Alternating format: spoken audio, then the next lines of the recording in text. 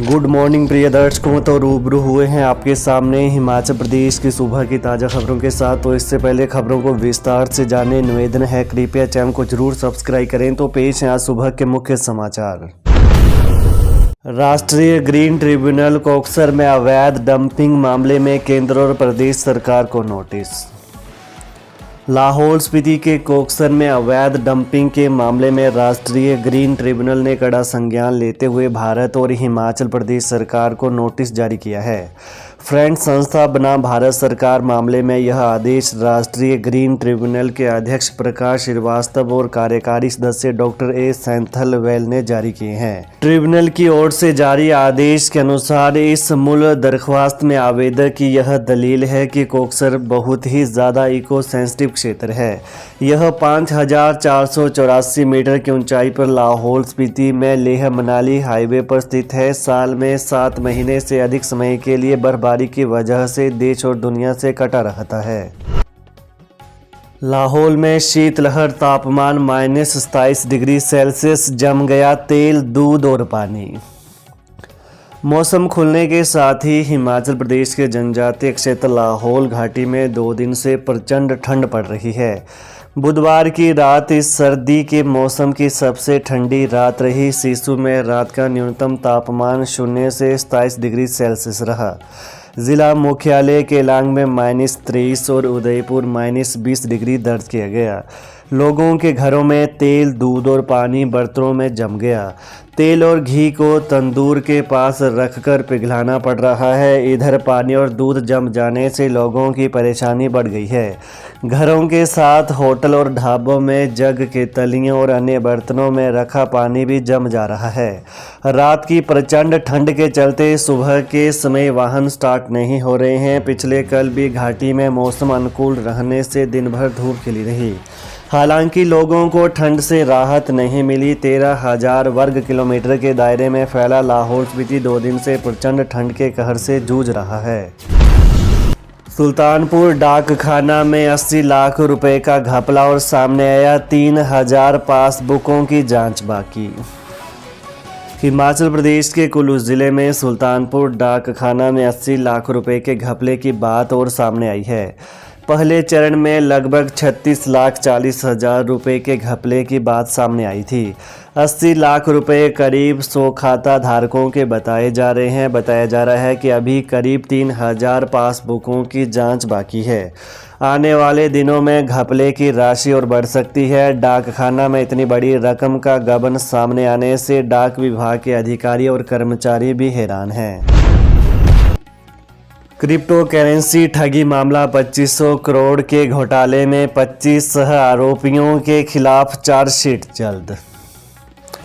Crypto currency ठगी मामले में पुलिस की विशेष जांच टीम SIT 25 और सह आरोपियों के खिलाफ चार्जशीट अदालत में दाखिल करने की तैयारी में है।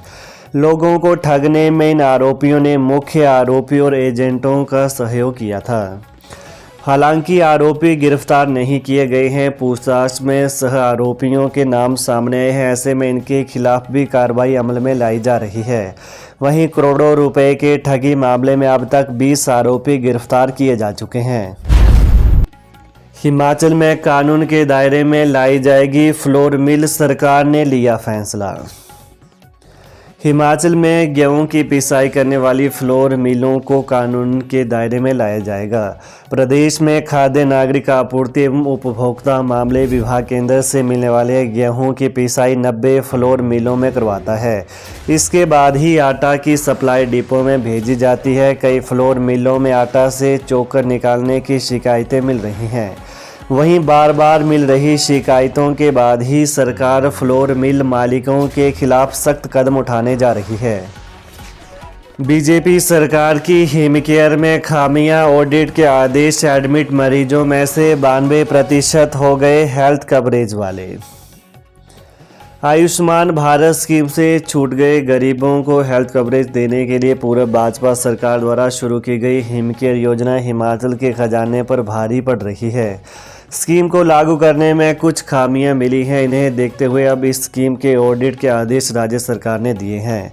स्वास्थ्य निदेशालय और नेशनल हेल्थ मिशन की संयुक्त टीमें अब IGMC का ऑडिट कर रही हैं। इस ऑडिट रिपोर्ट के आधार पर अगले वित्त वर्ष के लिए हिमकेयर योजना में बदलाव किए जा सकते हैं। वहीं स्वास्थ्य विभाग को इस स्कीम में अब तक जो खामियां मिली हैं उनमें 3 प्रमुख हैं। आईजीएमसी में दाखिल होकर इलाज करवाने वाले लोगों में से हेल्थ कवरेज वाले मरीज बढ़कर 92% हो गए हैं।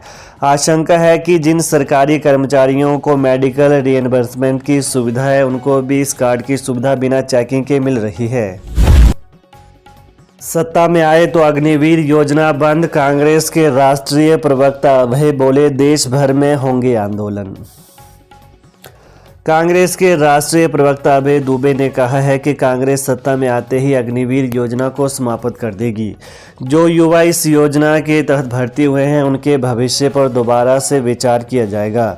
उन्होंने कहा कि अग्निवीर योजना युवाओं का भविष्य बर्बाद कर देगी। 4 साल की नौकरी के बाद प्रदेश भर के सैकड़ों युवा बेरोजगारी की कगार पर होंगे। कहा कि इस भर्ती से करीब 1.5 लाख युवाओं का भविष्य भी अंधकार में चला गया है। अभय दुबे पिछले कल शिमला में मीडिया से बातचीत कर रहे थे। इस मौके पर उन्होंने कहा कि कांग्रेस ने राष्ट्रव्यापी आंदोलन छेड़ने का फैसला किया है और इस आंदोलन को 3 चरणों में विभाजित किया है। इसमें पहले चरण में जनसंपर्क अभियान 1 फरवरी से शुरू हो चुका है। हिमाचल स्कूल शिक्षा बोर्ड बदलेगा प्रश्न पत्रों का पैटर्न, ऐसे पूछे जाएंगे सवाल। हिमाचल प्रदेश स्कूल शिक्षा बोर्ड शैक्षणिक सत्र 2024-25 में होने वाली परीक्षाओं के दौरान प्रश्न पत्रों के पैटर्न को बदलेगा। स्कूल शिक्षा बोर्ड अब एक ही प्रश्न पत्र तैयार करेगा, लेकिन उसे ए, बी और सी सीरीज में ही परीक्षार्थियों को वितरित करेगा। वहीं इस दौरान सीरीज में आने वाले इन प्रश्न पत्रों में पूछे जाने वाले प्रश्नों को जंबल तरीके से पूछेगा, यानी हर सीरीज के प्रश्न पत्र में एक जैसे ही प्रश्न होंगे लेकिन उनकी नंबरिंग में अंतर होगा। वहीं ए सीरीज में पूछे जाने वाले पहले प्रश्न को बी और सी सीरीज के प्रश्न पत्र में कहीं भी पूछा जा सकेगा। इससे परीक्षाओं के दौरान नकल को भी रोका जा सकेगा। उम्मीदों का बजट, अस्पताल की गाड़ी जाए घर, निःशुल्क हो मरीजों का उपचार। मुख्यमंत्री सुखविंदर सिंह सुक्खू 17 फरवरी को वार्षिक बजट पेश करने जा रहे हैं। इस बजट से जनता को कई उम्मीदें हैं। इसी साल लोकसभा चुनाव होने हैं, इसे भी ध्यान में रखते हुए बजट तैयार किया जा रहा है। वहीं हिमाचल प्रदेश में लोगों को बेहतर स्वास्थ्य सुविधाएं उपलब्ध हो, इसके लिए स्वास्थ्य अधिकारियों में खूब माथापच्ची चल रही है। वहीं सुक्खू की स्वयं स्वास्थ्य अधिकारियों के साथ 3 बैठकें हो चुकी हैं। मरीजों को इलाज के लिए दूसरे राज्यों के अस्पतालों में न जाना पड़े, इसको लेकर भी स्वास्थ्य के आधारभूत ढांचा विकसित किए जाने पर जोर रहने की संभावना है। पुरानी पेंशन बहाली को लेकर विद्युत कर्मचारियों ने एक बार फिर से उठाई आवाज़। पुरानी पेंशन बहाली को लेकर विद्युत कर्मचारियों ने एक बार फिर से आवाज़ उठाई है। बता दें कि प्रदेश में भारी बर्फबारी की वजह से बाधित हुई विद्युत व्यवस्था को पुनः पटरी पर लाने के लिए प्रदेश भर के विद्युत कर्मचारी फील्ड एवं तकनीकी कर्मचारियों की कमी के बावजूद दिन रात कार्य कर रहे हैं, जिससे प्रदेश भर के विद्युत उपभोक्ताओं को निरंतर बिजली की उपलब्धता सुनिश्चित की जा सके। तो ये है हिमाचल के सुबह के मुख्य समाचार। तो ताज़ा खबरों को जानने के लिए कृपया चैनल को अभी सब्सक्राइब करें। धन्यवाद। जय हिंद, जय हिमाचल।